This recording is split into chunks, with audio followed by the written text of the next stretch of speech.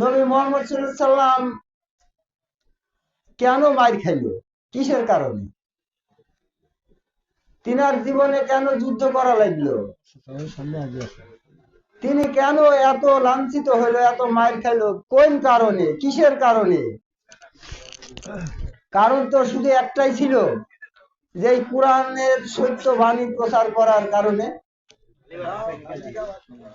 একটাই।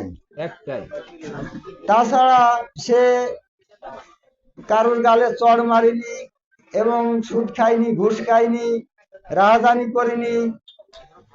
কেন সে এত মাইর খাইলো, কেন সে এত গাইল খাইলো, এটা যদি আমরা বিশ্লেষণ করে দেখি, সেটা একটাই কারণ, এই সত্য বাণী আল্লাহর পক্ষ থেকে যেটা অবতীর্ণ করলো আল্লাহ, সেইটা প্রচার করার কারণে, সেটা মানুষের দ্বারে বোঝানোর কারণে সে মাইর খেয়েছে, গাইল খেয়েছে, অনেক লাঞ্ছনা গঞ্জনা সহ্য করেছে। আজকে যারা আমরা কিছু মানুষ আমার রাসূলের সান্নিধ্য লাভ করে, বিশ্বাস করে, কোরআন মাফিক বিশ্বাস করে আমরা যারা আছি, তারা যদি আমরা কিছু গালি খারাপ কথা শুনবো না, এটা তো হতে পারে না, এটা তো হয় লাগবে। তাই আমি এই মানুষের নিকটে, জনপদের মানুষের নিকটে একটা জিনিস তুলে ধরতে চাই। ইবাদত এমন একটা বিষয়,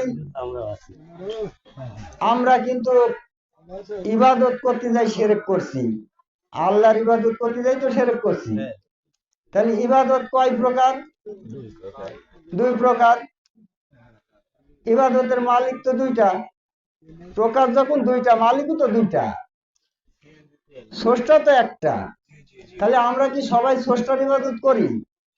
আমরা তো সৃষ্টির ইবাদত করছি, কারণ ইবলিস তো সৃষ্টি, উনি তো স্রষ্টা নাই। তাই ইবাদতের মালিক দুইটা, স্রষ্টা একটা। এই ইবাদতের মালিক দুইটা, এই প্রমাণ কি? সূরা ইয়াসিনের ৬০-৬১ নম্বর আয়াত, এখানে প্রকাশ্য আল্লাহ বলে দিল, হে বনি আদম, আমরা তো সব বনি আদমেরই সন্তান, ঠিক রাইট? হ্যাঁ, তাহলে আমরা যদি বনি আদমের সন্তান হয়ে থাকি, তাহলে আল্লাহ তো আমাদের এই কথাই বলছে, যে বনি আদম, আমি কি তোমাদেরকে বলিনি তোমরা শয়তানের ইবাদত করো না? ৬১ নম্বর আয়াতে বলছে, তোমরা আমার ইবাদত করো এবং সরল পথ প্রাপ্ত হও। জয় গুরু। তাহলে এই সরল পথ প্রাপ্ত হতে হলে পরে আমরা কোথায় যাই সরল পথ পাবো?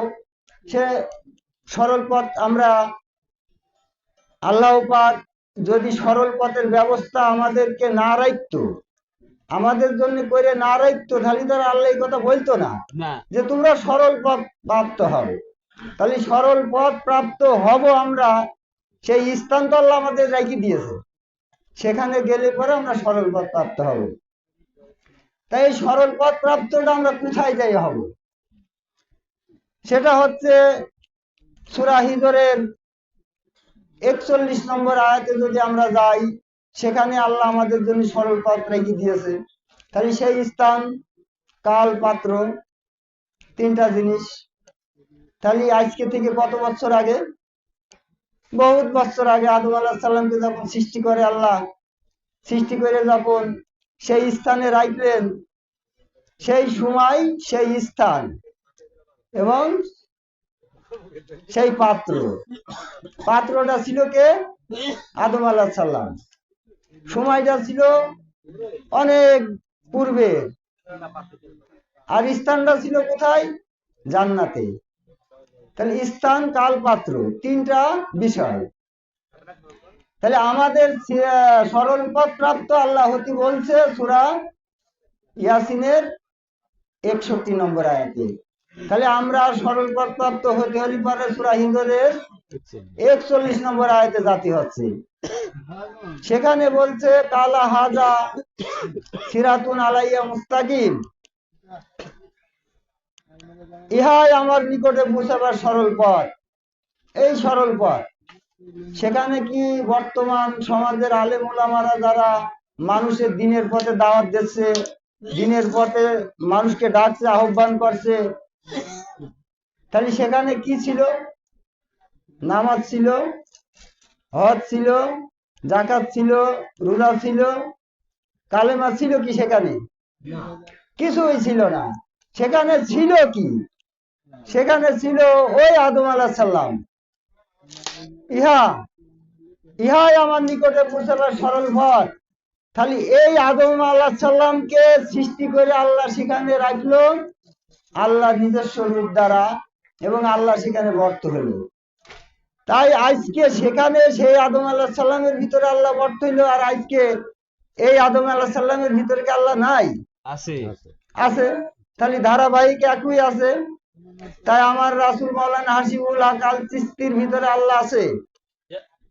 ওই চেহারাটা আল্লাহর চেহারা, ওই চেহারায় বিশ্বাস করেছি। বিশ্বাসটা হচ্ছে মূল। আমার বিশ্বাসে যদি ঘাটতি থাকে তাহলে হাসিবুল আমার কাছে আল্লাহ হচ্ছে না, রাসূল হচ্ছে না। তাহলে আমার বিশ্বাসটা 100 হতে হবে। তাই লালন সাহেব বলল, দৃঢ় বিশ্বাস করো রে মন, ধরণী তাই সাদের চরণ। তাহলে এই দৃঢ় বিশ্বাস যদি না থাকে তাহলে আমি রাসূল পাচ্ছি না, রাসূলের ভিতরে আল্লাহ পাচ্ছি না। তাহলে আমাকে প্রথমে বিশ্বাসটা করে নিতে হবে একই রে। শিরক কোথায় থাকে? শিরক থাকে তো মানুষের মনে। ঠিক, অলরাইট। আমার সেজদার সময় যদি আমার ওই মন যদি ওই আল্লাহর পানে না থাকে, ওই আল্লাহ জ্ঞানে যদি সেজদাটা আমি না দিই, তাহলে আমার শিরক হতে বাধ্য। ঠিক, অলরাইট। তাহলে আমি যেখানেই সেজদা দিই না কেন, আমি যদি আকাশেও তাকি সেজদা দিই, তবু যদি আমার মন থাকে এই চেহারায় আল্লাহ, এই রাসূল চেহারায় আল্লাহ, আমি ওখানে সেজদা দিতে, আমার কি শিরক হবে? হবে না। খালি মূল বিশ্বাস, এই বিশ্বাসটা হইতে অ্যাকুরেট হতে হবে। তাই আজকে আমি বলতে চাই, এই সাধারণ মানুষের ভিতরে যারা বিভ্রান্তি করছে, যাদেরকে এক ধারণা ধর্মযাজকরা, আজকের বর্তমান সমাজের মানুষ তাদের কথাই শুনছে এবং পূর্বেও শুনে এসেছে। তাই আমি তাদেরকে সতর্ক করে দিই, বলি যে আপনারা ওই সমস্ত আলেম উলামা রাজা ইমাম সাহেবরা যা বলছে এটা কোরআন থেকে যাচাই করে নেন, এবং যাচাই করে নিয়ে আপনারা ইবাদত করেন। খালি পরে আপনাদের ইবাদতটা ফলপ্রসূ হবে।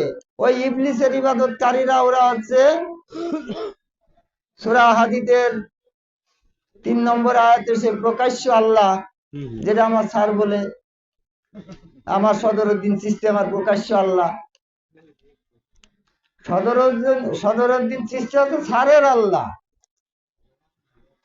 সদরউদ্দিন চিশতি কিন্তু বলেনি যে আমি আল্লাহ, না, বলিস নাকি?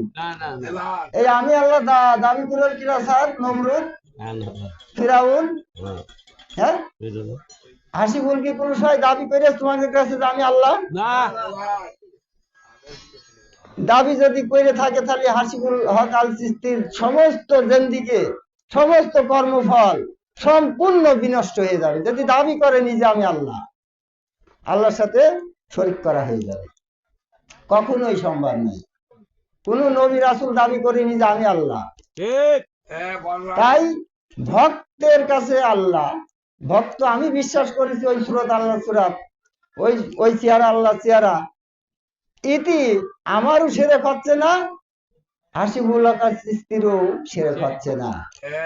তাই আমি সমাজের মানুষের কাছে বলতে চাই, আপনারা ওই সমস্ত মানুষের কথা পরিহার করে আল্লাহর বিধান, আল্লাহ যেটা আমাদের পরে ফরজ করেছে সেই বিধানের পরে আসেন, এসে এখান থেকে জাস্টিফাই করে নেন সত্য মিথ্যার পার্থক্যকারী কোরআন।